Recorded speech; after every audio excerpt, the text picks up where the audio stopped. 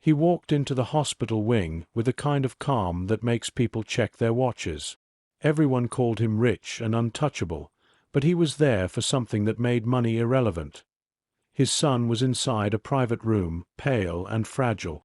Fluorescent lights hummed. Nurses moved with practiced speed. One of them paused by a medication cart, her hands full of charts and care. She wore simple scrubs and an exhaustion only years on the floor could teach.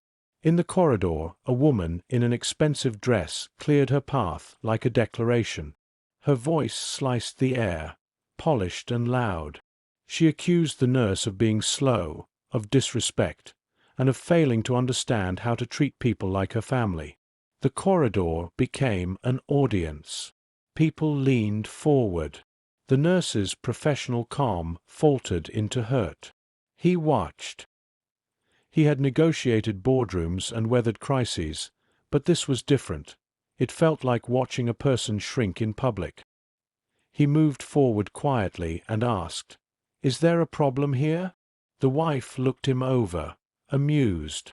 "This doesn't concern you," she said. He said, "My child is inside. I won't let anyone be spoken to like that." She scoffed and raised the stakes with threats, of complaints, of influence, of taking her family elsewhere. Those words are currency in some rooms. The nurse apologized for any delay and explained she was trying to locate a medication. In response, the wife demanded apologies and insisted the hospital enforce standards. A colleague intervened and asked the woman to apologize. She refused. The man felt something precise rise, not performative anger, but a decision. He could have called the director, written a check, made a spectacle.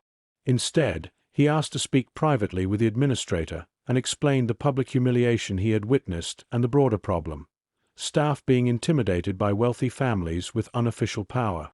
The administrator spoke of policy and the difficulty of enforcement when complaints come from prominent people. He asked for more than statements. He asked to listen. The administrator agreed to a meeting with staff. At the staff meeting he sat quietly and said only, "I will listen." Nurses and techs told stories, being yelled at, rushed, written up after accusations from families who never stayed to understand what had happened. He handed over envelopes, not checks to be splashed across a press release, but targeted funds for practical things: new shoes and back supports for long shifts, a counseling fund, legal assistance for staff facing false complaints, and money for training on handling hostile encounters.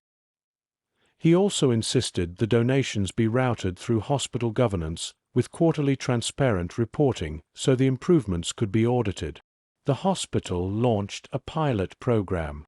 There were training sessions for dealing with aggressive families, an anonymous reporting line, clearer internal hearings that protected staff rights, and posted dignity policies at entrances warning that abusive behavior could lead to removal from the hospital for the safety of patients and staff. The small print carried the weight of a new boundary. Respect was required from everyone. The wife complained, threatened to withdraw donations, and stomped away. She never apologized. That didn't matter. The hospital had changed a protocol. Staff felt something shift, a new permission to refuse humiliation. The nurse who had been targeted received an offer of counseling and a promotion that recognized the moral labor she had carried without recognition. Patients noticed that the wards felt steadier. She had grown up in a town where the hospital was the center of Saturdays and sorrows, a childhood built on the smell of antiseptic and the sound of footsteps. She had chosen nursing because of a single, stubborn belief that small kindnesses could change big calculations. Her friends joked she had been born with a first aid kit. She carried stories beneath her scrubs: the baby who survived against odds, the old woman who had held her hand and thanked her for singing, the teenager who needed someone to listen. Those stories were the scaffolding of her resilience. But resilience has limits. The humiliation in the corridor was not just a scene. It was the latest in a ledger of small degradations. She had been praised by doctors and chastised by families. Sometimes the praise sat like coins in a pocket. Sometimes the chastisement rusted something inside. That morning, it bent her spine and made her voice tremble. When he asked to speak to the administrator, he had thought about leverage differently. He had seen how institutions responded to money. They tidied, they painted, they printed nice brochures. He did not want that theatrical generosity. He wanted structural changes that would survive budget cycles and PR teams. He asked for an anonymous reporting line so nurses could speak without fear of retribution. He asked for faster internal hearings so allegations could be investigated before they hardened into damaging records. He proposed training that taught staff de-escalation phrases and gave security a clear protocol to remove visitors who threatened patient or staff safety, regardless of social status.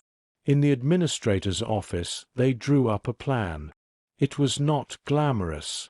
It contained bullet points and timelines and the dry vocabulary of compliance, pilot, metrics, stakeholder engagement.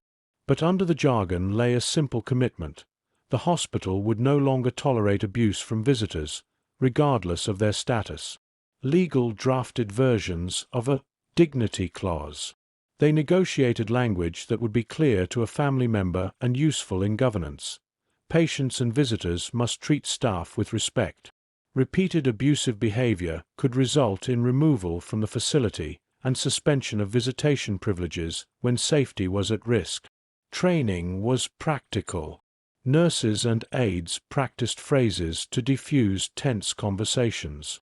"I can see this is upsetting. Let's find a way to help you," became a rehearsed line. Security was instructed on procedural removal that honored patient safety above all. There was a protocol for immediate escalation when a staff member reported intimidation. Document the incident, notify a supervisor, bring in security if the situation met the threshold, and begin an internal review that protected the reporting employee from retaliation. For the first time, a clear chain of command existed: report, document, investigate, support. At the staff meeting, people told him the things that keep them up at night. A family member who demanded to see charts they had no right to, a donor who threatened to pull funding over a trivial complaint, managers who folded under pressure to preserve the institution's reputation. They spoke of times when complaints had been logged and then quietly dismissed because the hospital did not want conflict. He listened without interrupting. When he asked what would actually help, they named what he had already prepared: more staff support, anonymity in reporting, quicker investigations, and visible policies that made clear the hospital's commitments. He put his name on none of the envelopes. The money was unmarked and routed through a foundation the administrator controlled for governance.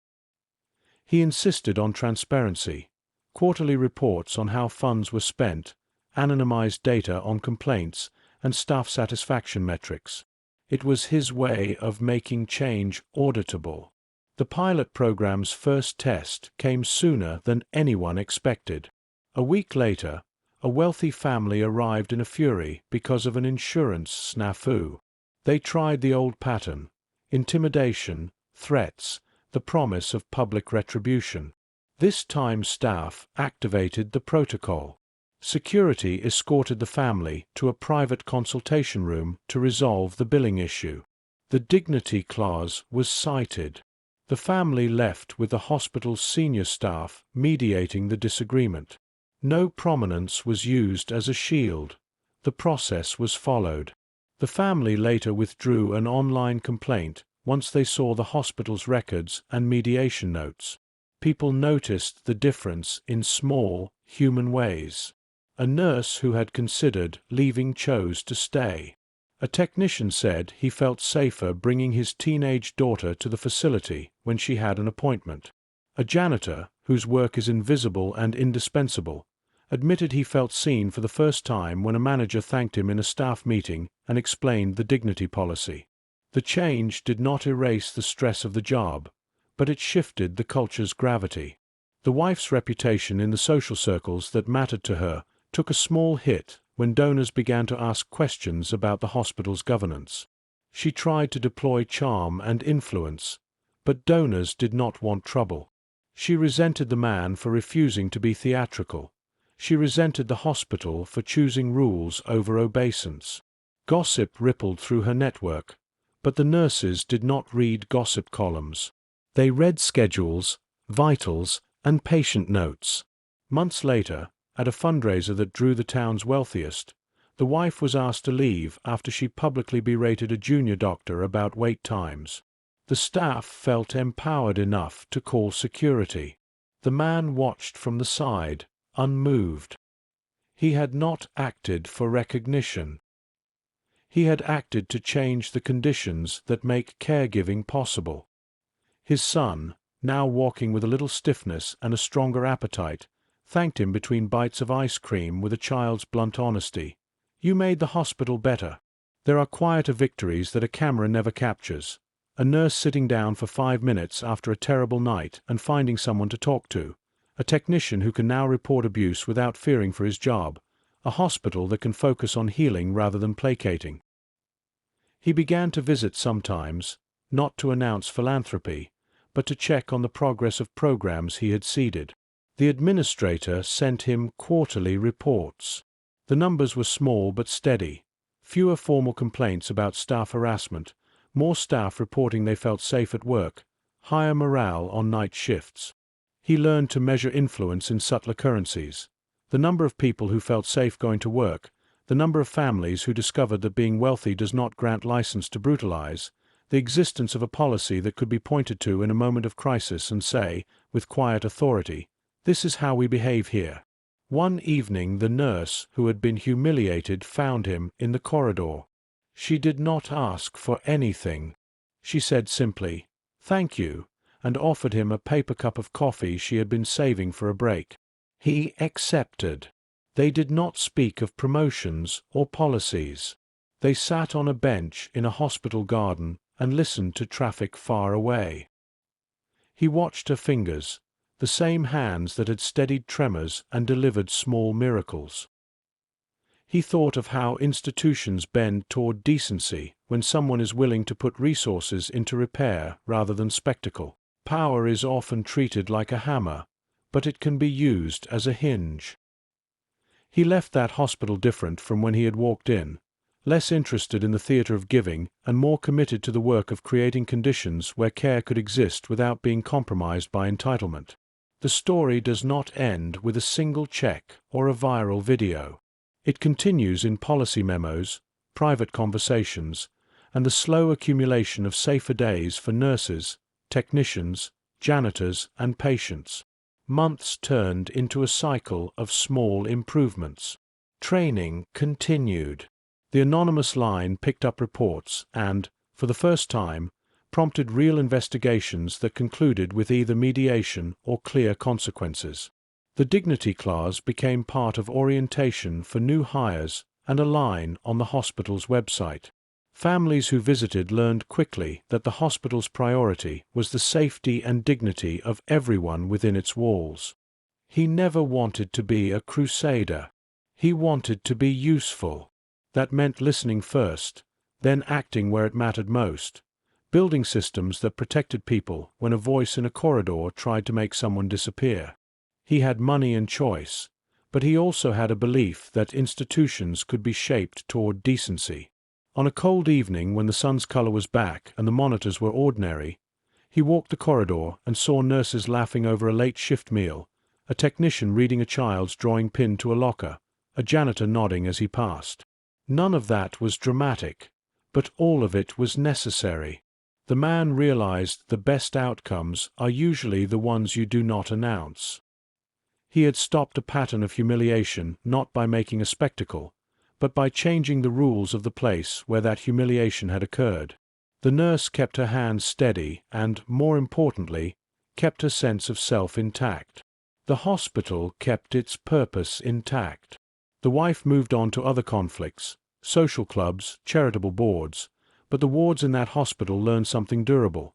Dignity can be defended, and sometimes it takes someone who has influence to make defending it practical. As he sat one evening in the quiet of his son's room and watched the steady rise and fall of sleep, he reflected on what had happened. Influence without thought is noise. Influence with a plan is infrastructure. He had chosen infrastructure.